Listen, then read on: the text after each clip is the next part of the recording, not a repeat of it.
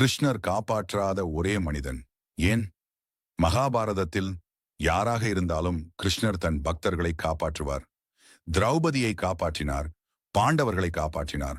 ஆனால் துரியோதனனை மட்டும் அவர் காப்பாற்றவில்லை. ஏன் தெரியுமா?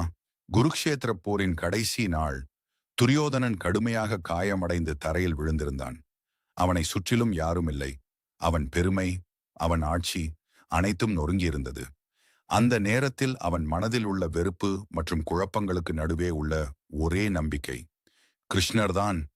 அவன் தலையை உயர்த்தி கிருஷ்ணரை பார்த்தான். ஒரு உதவி பார்வை. ஆனால் கிருஷ்ணர் அமைதியாக நின்றார். ஏன் தெரியுமா? வாழ்நாள் முழுக்க அவன் செய்த அநியாயங்கள், திரௌபதியை அவமதித்தது, பாண்டவர்களை துன்புறுத்தியது எல்லாம் சேர்ந்து அவனுடைய கர்மாவாக திரும்பி வந்தது. அந்த கர்மாவை கிருஷ்ணர் கூட மாற்றவில்லை. இறைவன் நம்மை காப்பாற்றலாம், ஆனால் நம் கர்மாவிலிருந்து இல்லை என்பதையே இந்த கதையானது விளக்குகிறது.